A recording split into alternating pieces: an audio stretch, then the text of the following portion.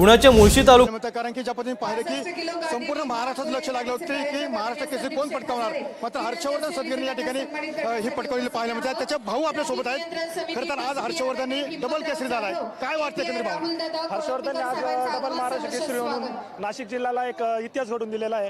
आणि पहिल्यांदा महाराष्ट्र केसरी झाल्यानंतर त्याचं स्वप्न होतं डबल महाराष्ट्र केसरी होण्याचं. आणि 2 वेळा त्याचा फायनलला सेमीफायनल येऊन तो हारला होता. थोडक्यात हा उठलो होतो.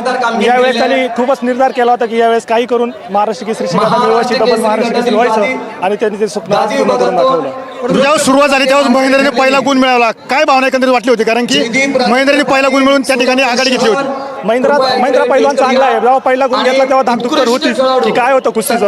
पण हर्षदचं कुस्तीच्या आधी माझं बोलणं झालं होतं. हर्षद बोलला होता की ठीक आहे, मी माझी मेंटॅलिटी व्यवस्थित आहे, मी स्टेबल आहे. पॉईंट जरी गेला तर मी कव्हर करण्याची ताकद माझ्यामध्ये आहे. मी शेवटपर्यंत आमचं सगळ्यांचं म्हणणं होतं फक्त शेवटच्या क्षणापर्यंत लढत राहा. आणि त्यांनी तेच केलं आणि शेवटी विजय घेतला. परंतु दोघंही काका पवारांच्या तालमीमधले आहेत, दोघांची लढत एकत्र आली.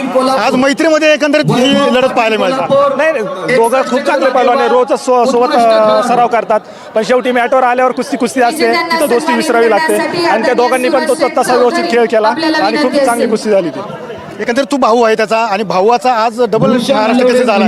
काय कष्ट घेतले एकंदरीत भावाला डबल केसरी करण्यासाठी? भावाला आता खरं सांगायचं तर सगळं कष्ट त्याचंच होतं. आणि आई वडिलांचा सपोर्ट होता त्याचा, त्याचे मित्र तर आहेच आहे.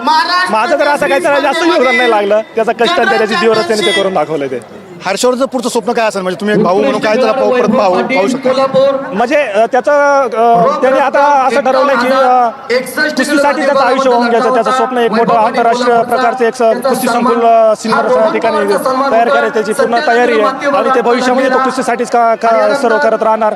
गोरगरीब जे पैलवान असतात त्यांच्यासाठी खूप काहीतरी करण्याची त्याची इच्छा आहे आणि तो करणार एवढी आम्हाला.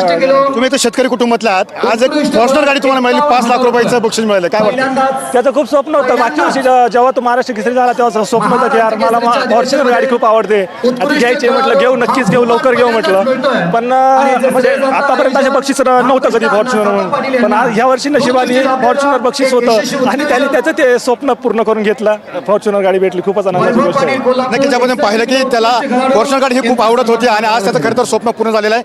कारण महाराष्ट्र केसरीचा मान हा हर्षवर्धनला मिळाल्यामुळे संपूर्ण कुटुंब असेल, महाराष्ट्र असेल, या ठिकाणी खरं तर त्याचा या ठिकाणी मोठ्या प्रमाणात जोगोश केलेला पाहायला मिळत आहे. रोहित स्वामी, टीव्ही 9 मराठी, पुणे.